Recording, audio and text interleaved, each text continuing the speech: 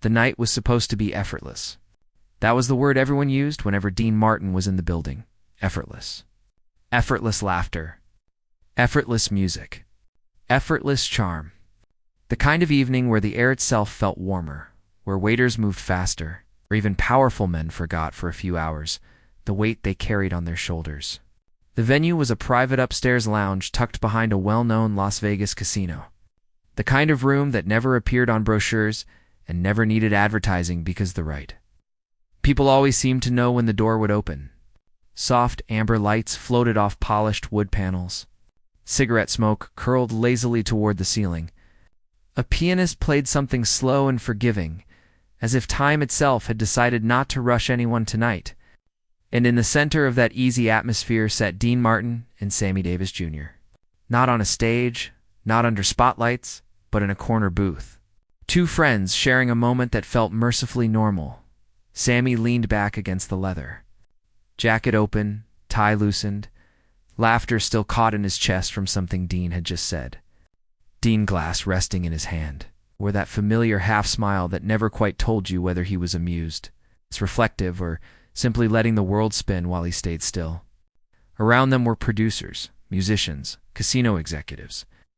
A few faces that belonged to other rooms and other conversations, and a few that carried a weight that didn't come from fame.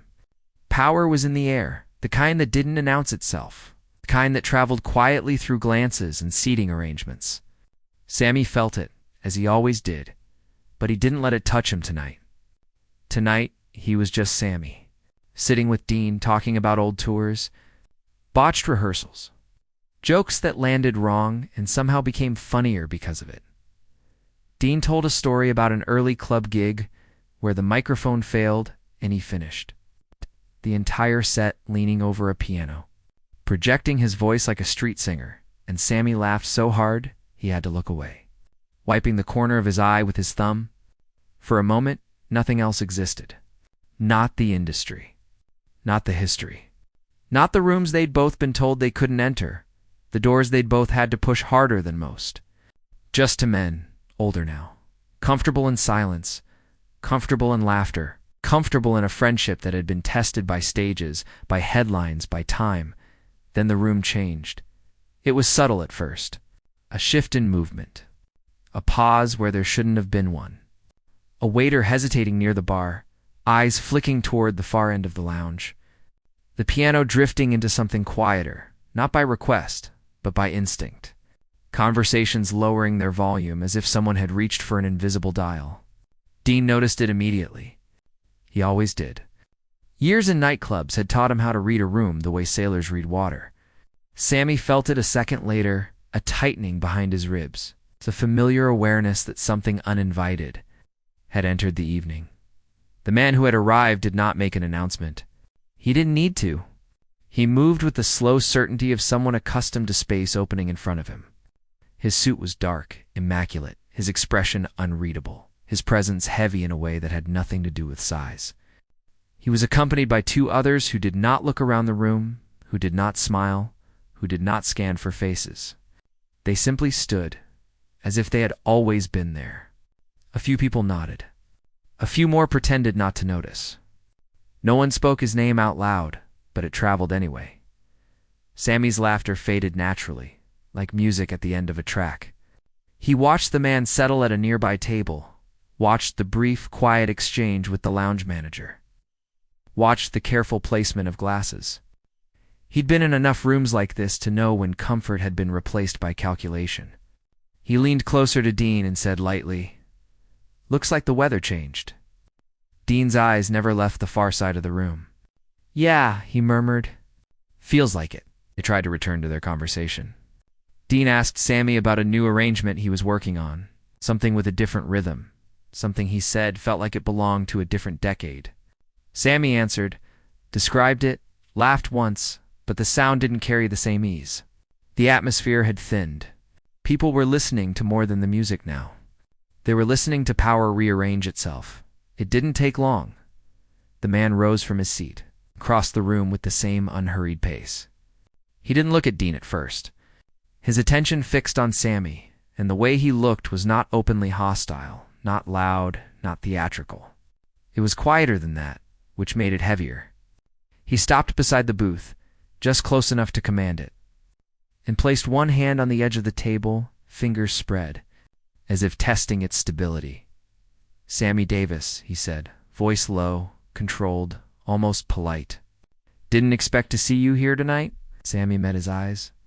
Years of stages, cameras, and crowded rooms had taught him how to hold a gaze without flinching. "Well," he said evenly, "I was invited." A few people nearby went very still. The man's mouth curved faintly. Not into a smile, but into something that resembled one. "Funny thing about invitations," he replied. "Sometimes people forget who really owns the room." Dean shifted slightly, the movement small but deliberate. He didn't speak. He didn't interrupt. He simply made his presence undeniable. The man glanced at him briefly, and back to Sammy. "You've done well," he continued. "Movies, music, applause. People forget where certain lines used to be." Sammy's jaw tightened, just enough that Dean noticed. "People also forget," Sammy said, keeping his voice level, "that rooms are made of people. Not the other way around." The air felt suddenly too tight for conversation. The piano had stopped. The man's fingers tapped the table once. The sound cut cleanly through the quiet. "Careful," he said. "Confidence can sound a lot like disrespect when it's in the wrong place." Sammy held his gaze. He did not raise his voice. He did not lean back. He did not perform. "Respect," he answered, "doesn't come from where you sit. It comes from how you treat the people around you." A murmur rippled faintly through the lounge. Dean could feel it without turning his head. The man's expression did not change, but something behind his eyes hardened. He leaned in slightly, enough that Sammy could smell his cologne, sharp and deliberate. "You're a talented man," he said. "Would be a shame if talent made you forget reality." That was when it happened. There was no dramatic wind-up. No theatrical gesture. Just a sudden, sharp movement, fast and controlled. Delivered with the cold precision of someone used to acting without being questioned. The blow was not meant to injure. It was meant to command.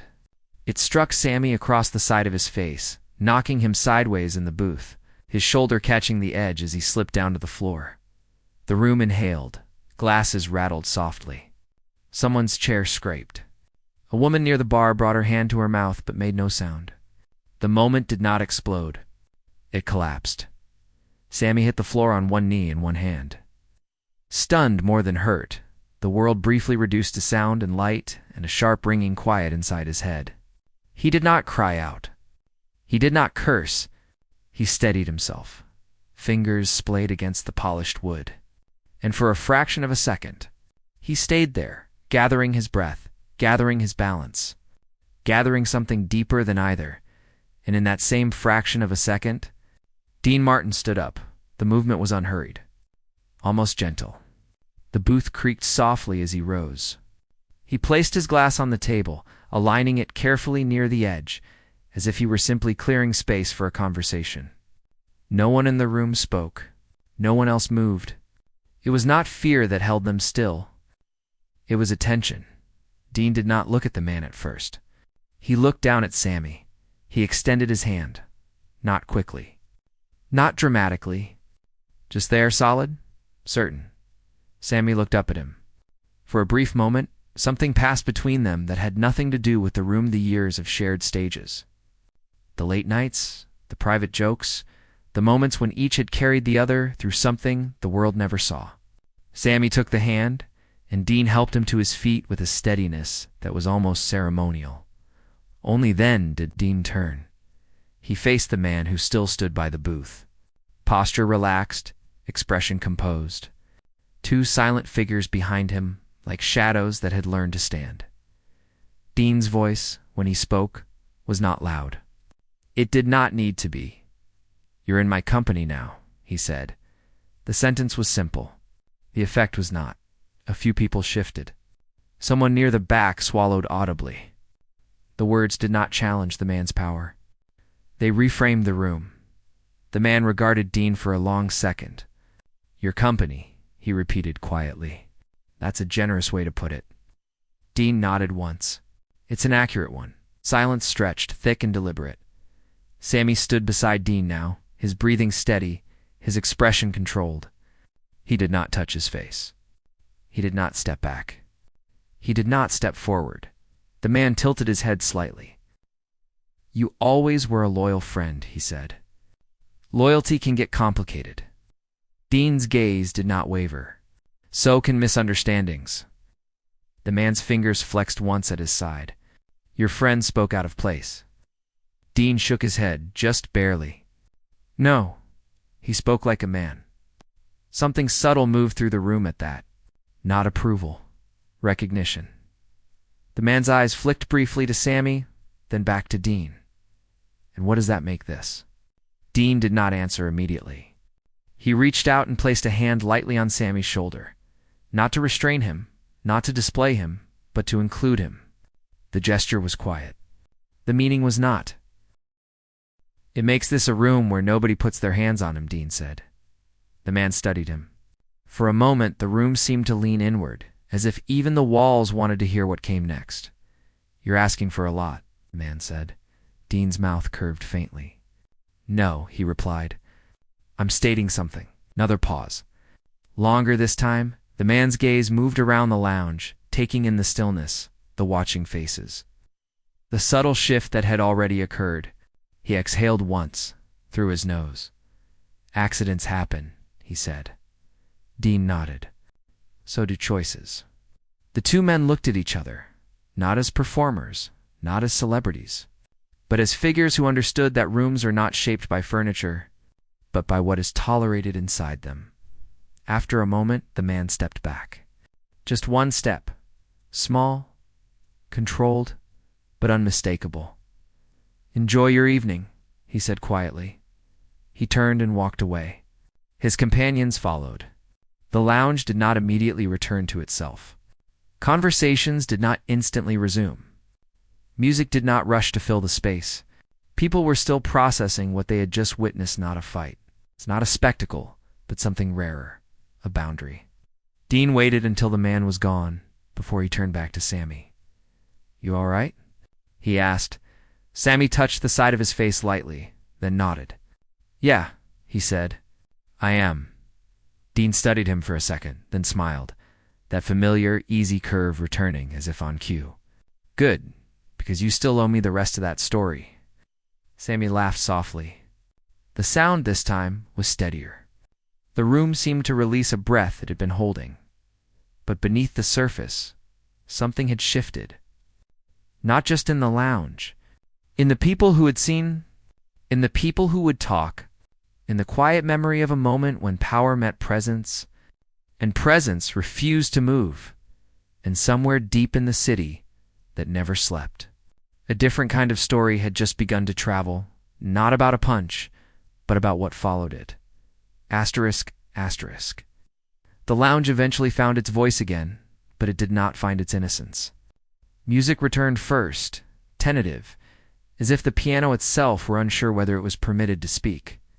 Then came the low hum of conversation, careful and edited, people choosing words the way one chooses, steps across thin ice. Glasses were lifted. Chairs shifted. Laughter appeared in places where it didn't quite belong. On the surface, the night repaired itself. Underneath, it stayed broken. Dean and Sammy remained in their booth long after the man and his shadowed companions had disappeared. They didn't rush to reclaim the mood. They didn't joke to disinfect the air. They sat, close but silent, letting the moment finish what it had started. Sammy rolled his shoulders once, slowly, working out the stiffness, feeling the echo of impact, not as pain but as a reminder. Dean watched him without staring, his gaze steady, protective without being possessive. The way it had been 100 times before, when rooms had grown unfriendly and the world had quietly asked a question it wasn't brave enough to speak aloud. "You don't have to stay," Sammy said at last, keeping his voice low. "Not tonight." Dean shook his head. "I'm exactly where I'm supposed to be." Sammy studied him. In all the years they'd known each other, Dean had never said things like that lightly. Dean Martin was known for making heaviness seem lighter, for turning tension into timing, for smoothing edges until people forgot they'd ever been sharp. When he spoke plainly, it meant he was anchoring something. They didn't leave together. Not immediately. That, too, was a choice. Dean knew how rooms worked. He knew how narratives formed. Two men storming out would turn the night into rumor. Two men finishing their drinks would turn it into fact. So they stayed. They spoke quietly. They ordered coffee. They let the evening end on their terms, not on someone else's interruption, but outside the lounge. The night was already working by the time Dean reached his car. A man he recognized from a dozen backroom meetings was waiting near the curb, posture casual, eyes alert. He didn't greet Dean with his usual humor. He didn't pretend they were just two men sharing a sidewalk. That was a bold moment in there, said. Dean adjusted his coat. It was a necessary one. The man hesitated, then spoke more softly. Necessary moments have consequences. Dean met his gaze. So do unnecessary ones. The man exhaled through his nose. Word will move. Dean nodded. It always does. What you did, the man continued, wasn't about tonight. People will take it that way, but that's not how it'll land. Dean opened his car door, then paused. How will it land? The man looked past him, down the glowing strip of casinos, the lights that made men believe nothing could touch them. Like a line. Dean considered that. Then he got into the car. Sammy did not go home. He went somewhere quieter, a small rented house just off the strip that he kept for nights when the world pressed too hard. He sat alone in the living room with only a lamp on, the rest of the space dark. The kind of darkness that didn't threaten, but listened.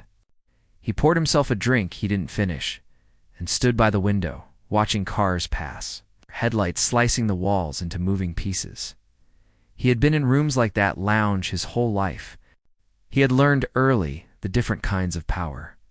The loud kind, the wealthy kind, the kind that smiled for cameras, and the kind that did not need to smile at all. He had learned how to navigate them, how to survive them, how to make himself undeniable in spaces that were not built with him in mind. He had also learned the quiet arithmetic that those rooms performed on men like him. The invisible calculations that weighed talent against inconvenience, applause against comfort, success against silence. What happened tonight was not new. What followed it might be? The phone rang sometime after midnight. Sammy watched it for a moment before answering. He didn't say hello. They're not happy, a voice said. Sammy closed his eyes briefly. I wouldn't expect them to be. You embarrassed someone. I stood where I was standing. That's not how they'll frame it. Sammy looked down at the glass in his hand, the amber liquid catching the lamplight. How will they? The voice hesitated. As noise? Sammy smiled faintly. Funny, that's usually what music is. Be careful, the voice said. Tonight doesn't end tonight. The line went dead. Sammy remained by the window long after the call ended, listening to the house settle, to the distant sound of traffic, to the city performing its endless impression of indifference. He thought of Dean standing beside him, of the weight in his hand when Dean had pulled him up, of the way the room had shifted not because anyone had been forced, but because someone had refused. Refusal carried its own price. The first sign of that price came. 2 days later, a small engagement Sammy had been casually promised a charity appearance. Nothing major, nothing dramatic vanished. No explanation. Just a polite call from an assistant who suddenly had no authority and even less memory. Then a producer he'd spoken with the week before delayed a meeting indefinitely. A hotel he often used claimed a scheduling conflict. None of it was overt. None of it needed to be. It arrived the way fog does, not as a wall, but as a presence that slowly occupies everything.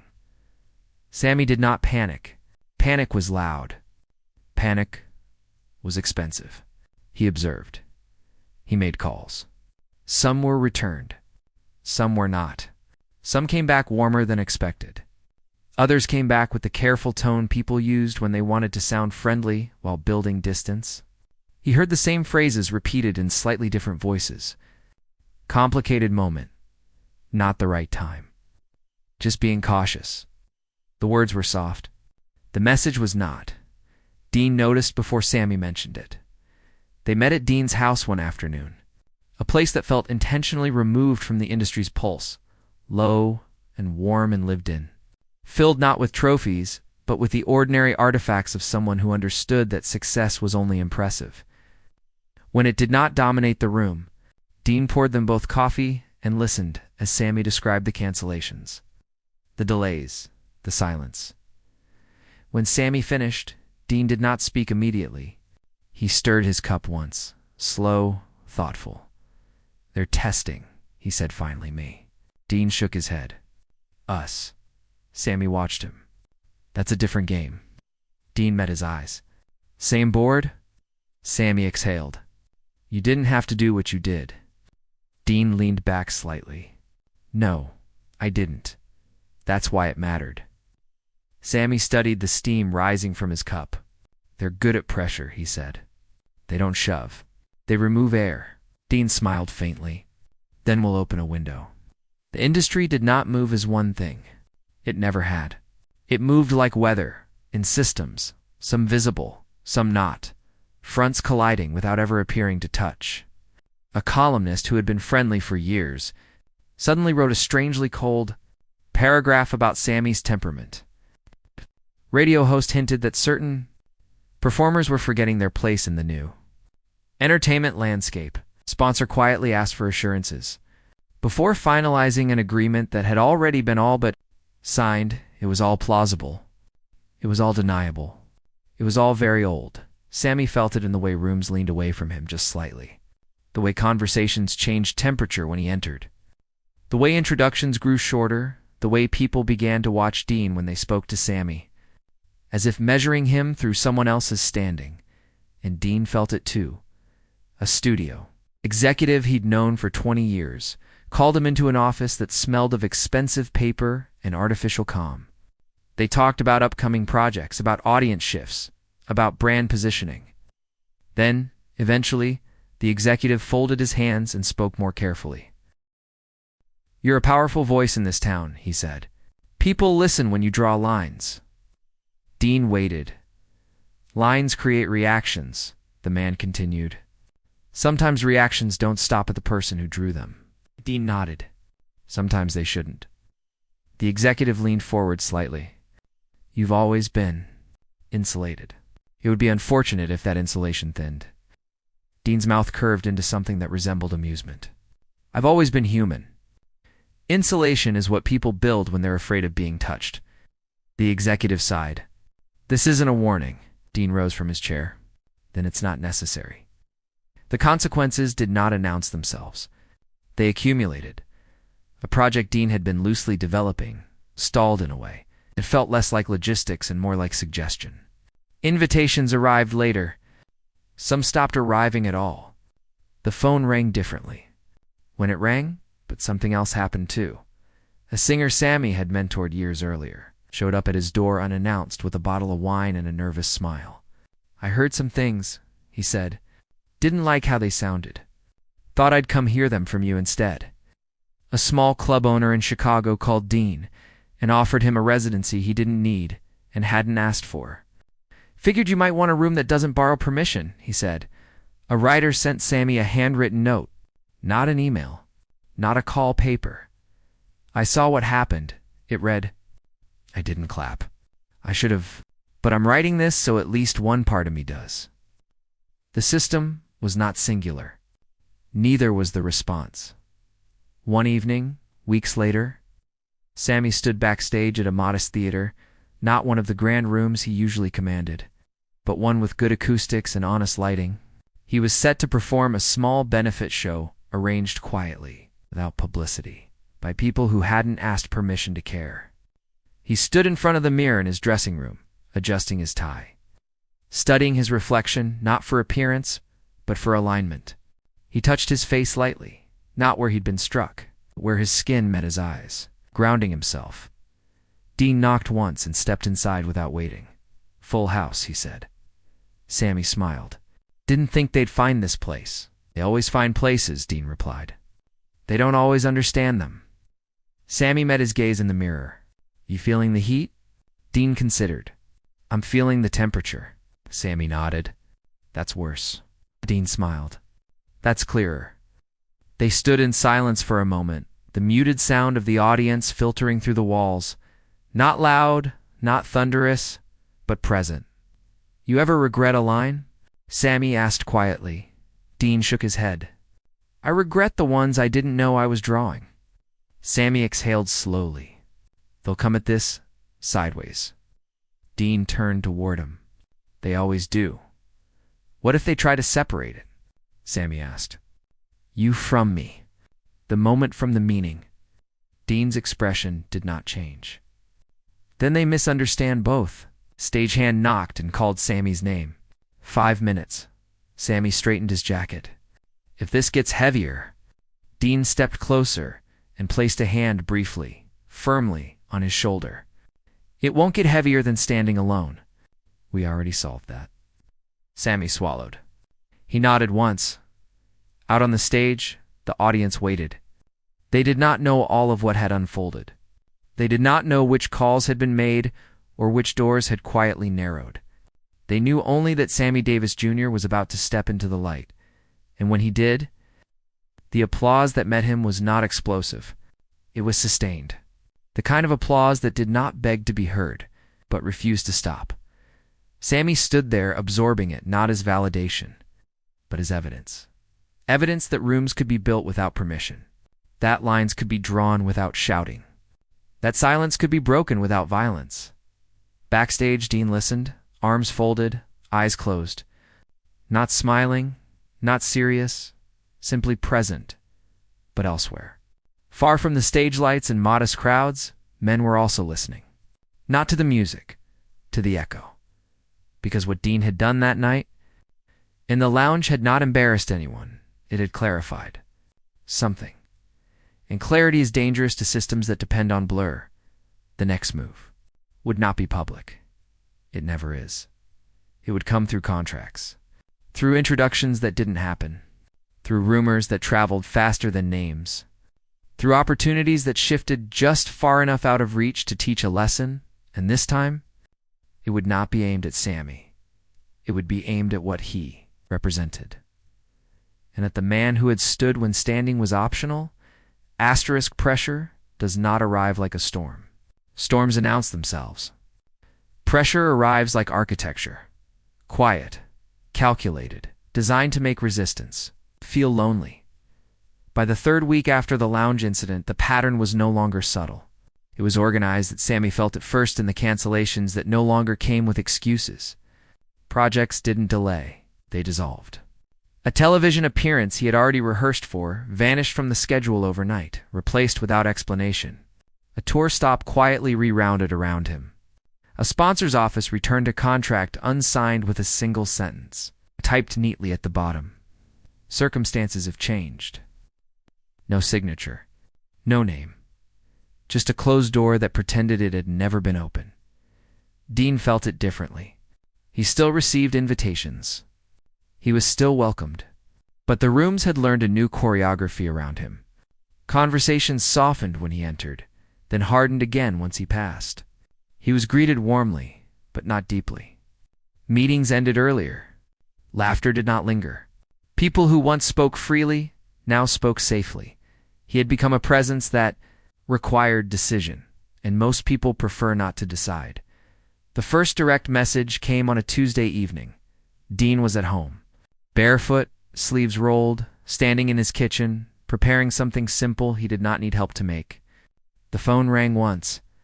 Not the long, impatient ring of urgency, but the short. The deliberate sound of someone who expected to be answered. He listened without interrupting. The voice on the other end was calm, almost courteous, carrying no threat because it did not require one. You created an imbalance, the man said. Dean rested his hand on the counter. I corrected one. You made something visible that didn't need to be.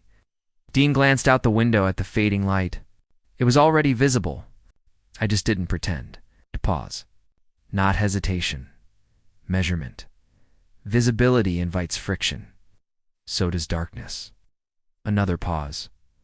There are ways to return things to their places. Dean's voice did not rise. There are ways to learn new ones. The line went dead. Dean stood there a moment longer than necessary, then finished what he was doing.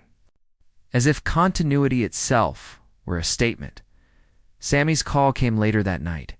He didn't open with details. He never did when something mattered. "They're talking to you now," he said. Dean nodded even though Sammy couldn't see him.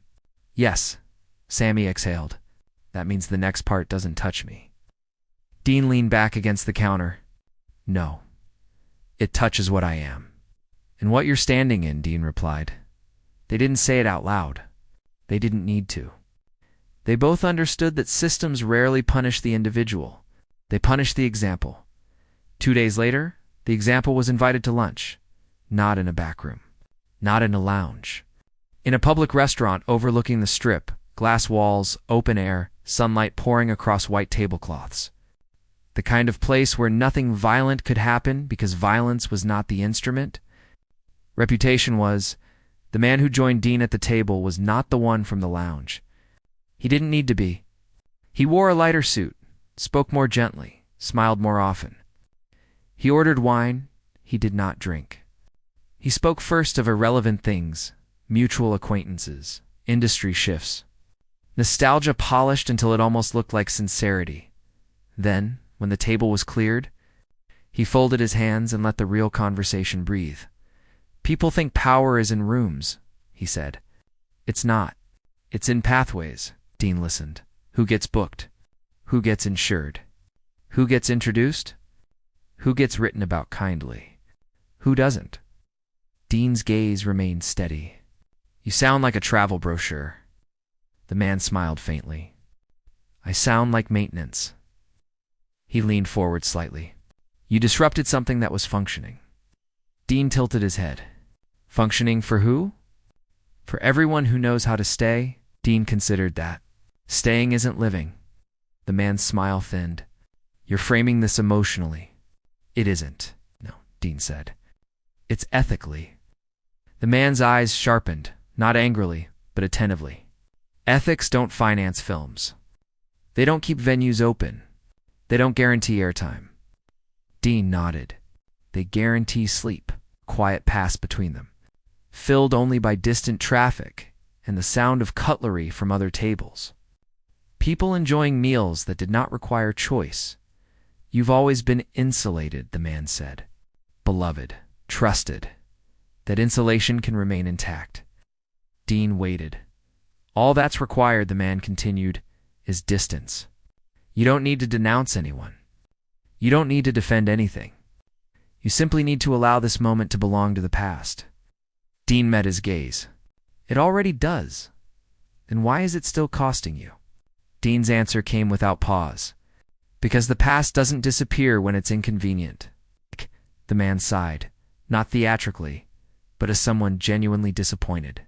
"You're attaching yourself to a situation that doesn't require attachment." Dean's voice softened. "No, I'm refusing to detach from a person." The man looked at him for a long moment. "You're turning a single incident into a principle." Dean smiled faintly.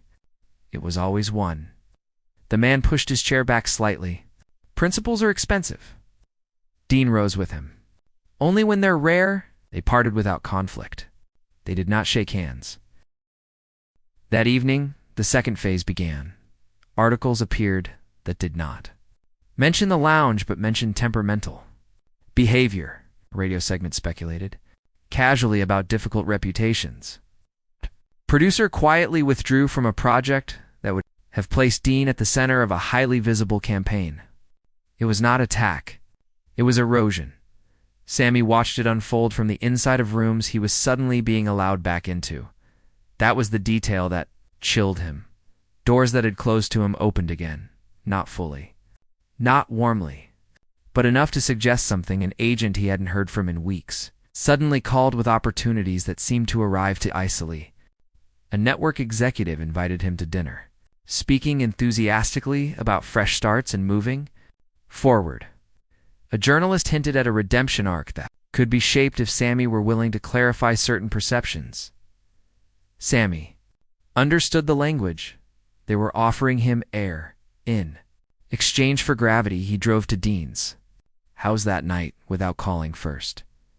Dean opened the door and knew before a word was spoken. They sat in the living room with the lights low, the city's glow seeping through the windows. Shadows stretched long across familiar furniture. "They're opening doors," Sammy said quietly. Dean nodded. "I know. They didn't open them because they forgave anything." Dean waited. "They opened them," Sammy continued, "because they think I'll walk through them alone." Silence settled between them. Not heavy, but serious. "They're letting me back into rooms," Sammy said. "And they're cooling yours." Dean's jaw tightened slightly, the only visible sign of reaction. That's how they separate sound from source. Sammy leaned forward, elbows on his knees. "They're offering me a version of normal." Dean's voice was calm. "At what cost?" "They haven't said it. They never do." Sammy looked up at him. "They want me visible without you attached to the meaning." Dean met his gaze. "And what do you want?" Sammy hesitated. Not because he didn't know, because saying it would make it real. "I want to breathe," he said. "And I don't want that breath to erase what you did." Dean studied him. "It won't. It might," Sammy replied. "If I let them frame it." Dean stood and walked to the window, looking out at the night, the grid of lights that made the city look orderly from a distance. "They don't fear defiance," Dean said. "They manage it. What they don't manage well is loyalty that doesn't negotiate." Sammy joined him at the window. "They're betting mine will." Dean turned. "And are they wrong?" Sammy held his gaze. "No, but uncertainty does not require wrongness. It only requires possibility."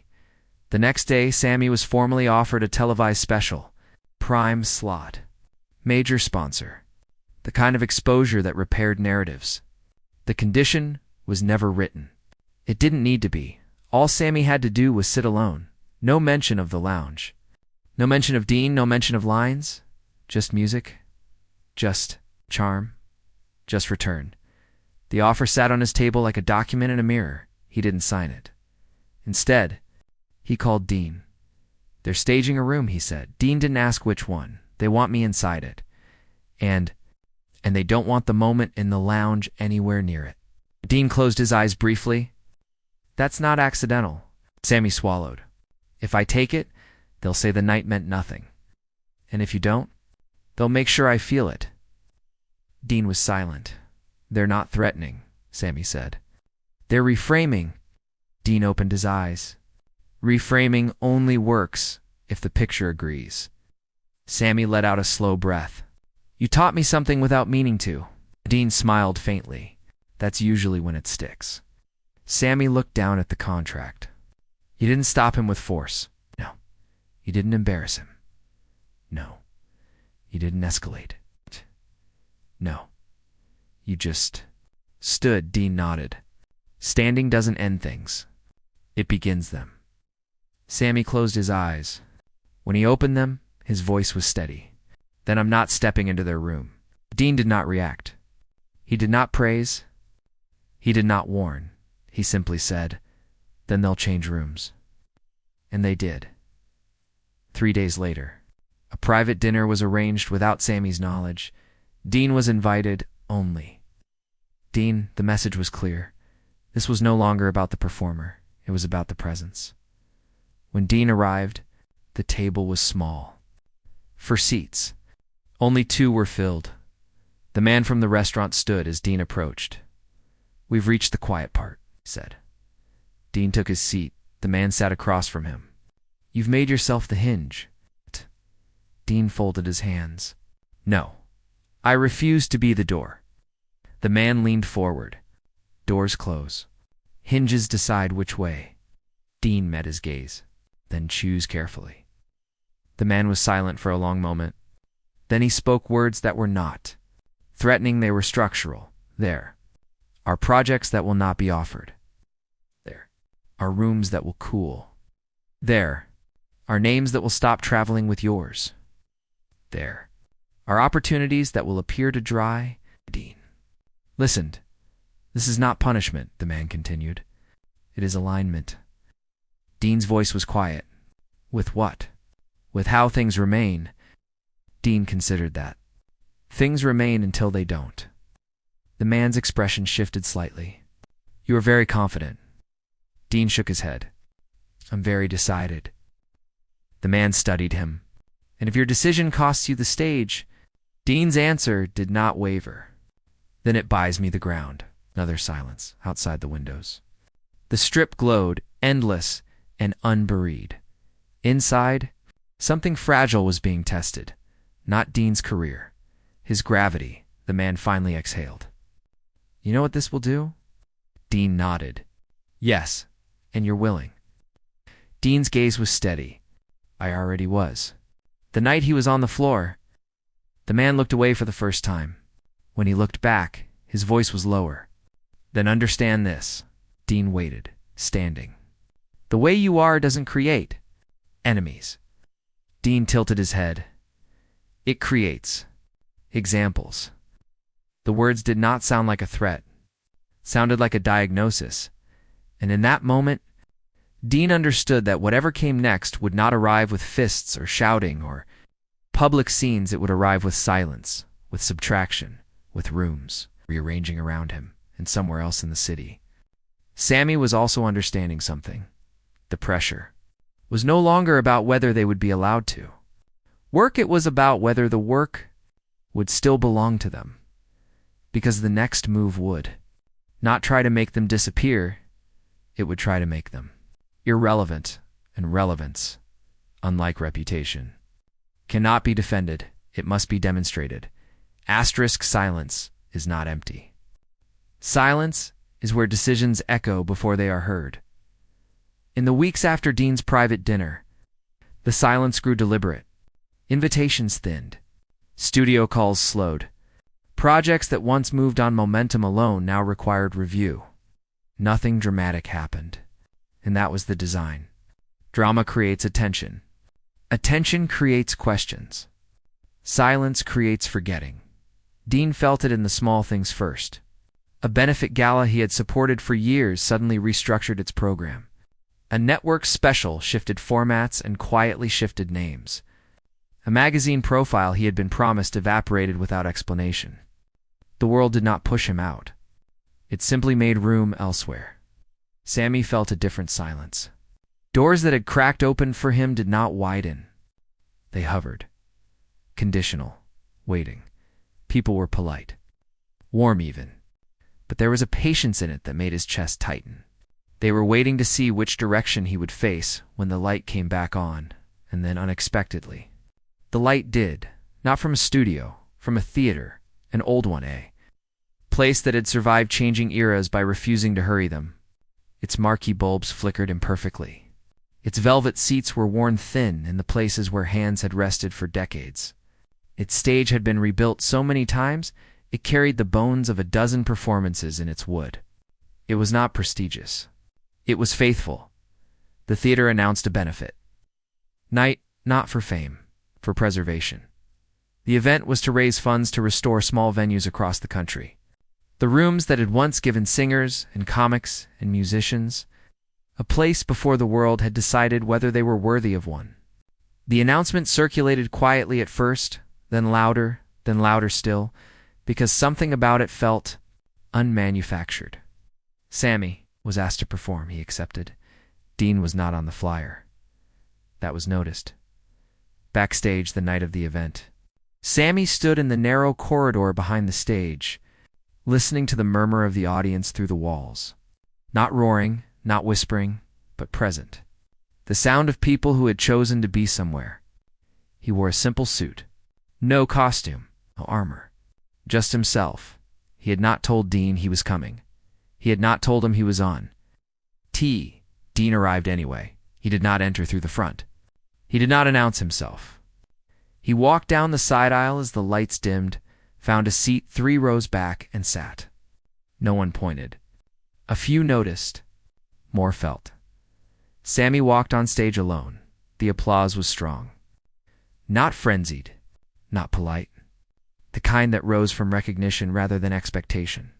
He waited for it to settle, not to command silence, but to let it find its own ending. Then he spoke.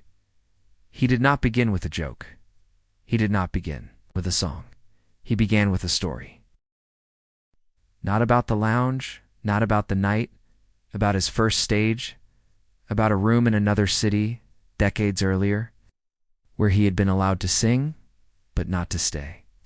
Where applause had come from one side of the room and rules from the other, where he had learned that acceptance and permission were not the same thing.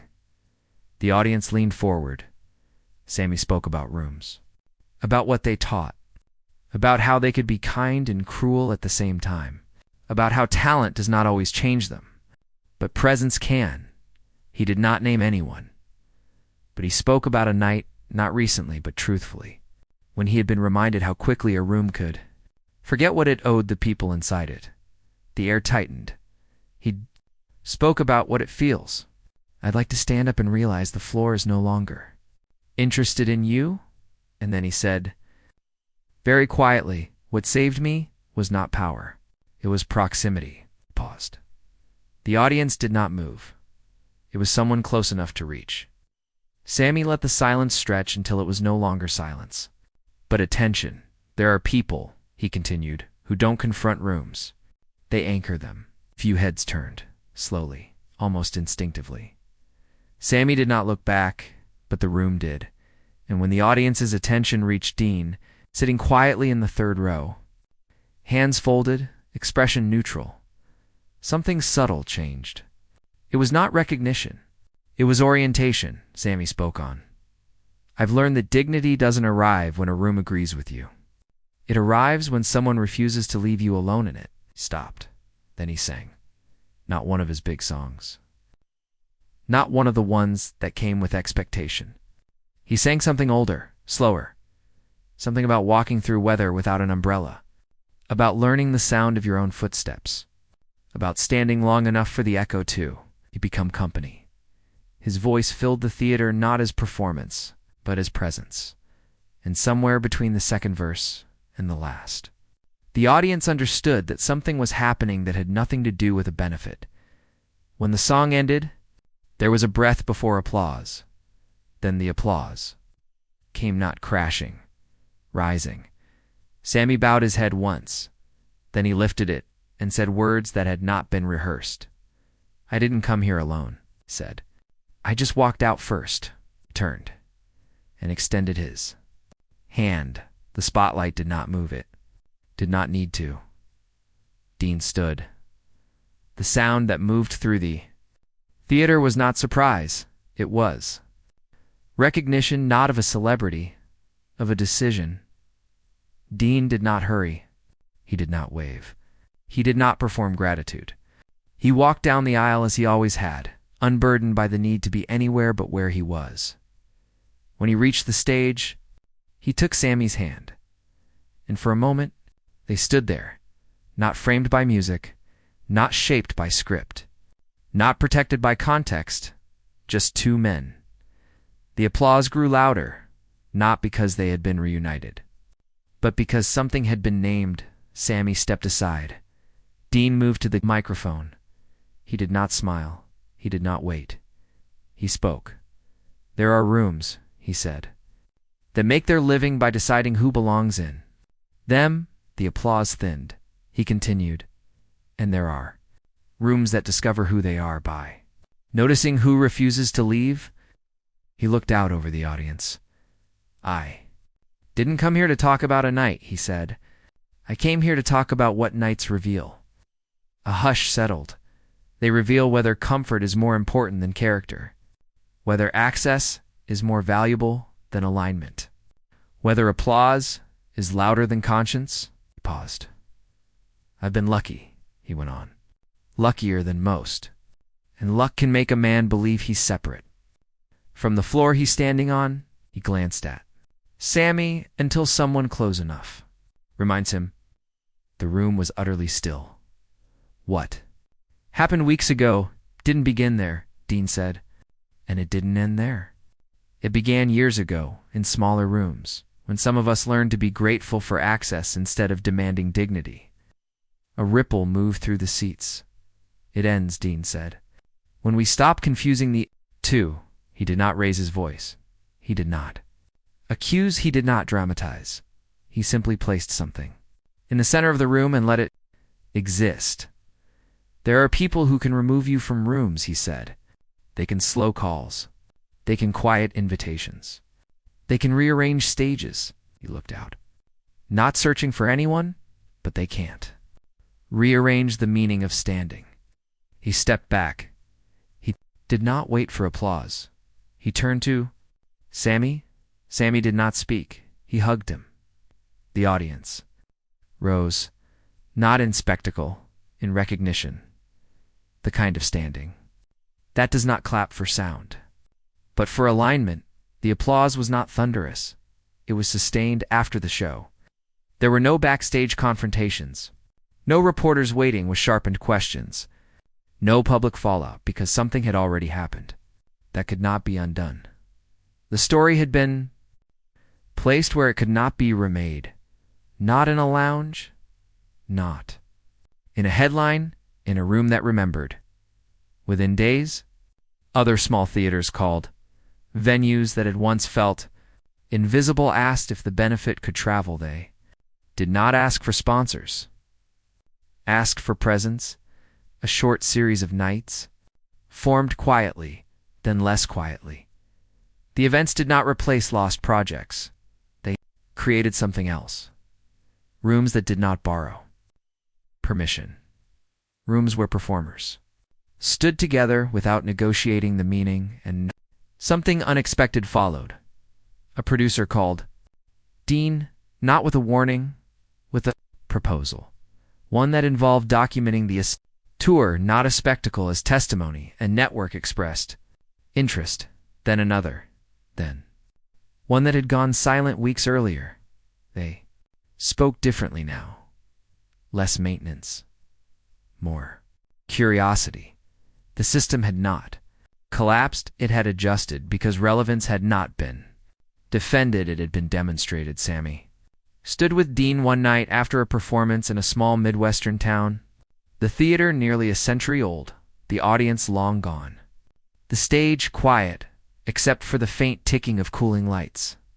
They tried to make it about a punch. Sammy said softly. Dean nodded. And you made it about a hand, Sammy continued. Dean smiled faintly. You offered it first. Sammy looked out at the empty seats. You know what the strange part is? What? They never apologized. Dean considered that. No, they recalculated. Sammy exhaled. I don't know which one matters more. Dean placed a hand on the back of a chair, grounding himself. Apologies repair moments. Recalculations change paths. They stood in silence. And in that silence, there was no absence, only alignment. Because the night in the lounge had not ended. In that lounge it had traveled through contracts, through calls, through canceled things, and created ones, through rooms that cooled and rooms that opened, until it reached a place where a room did not decide who belonged.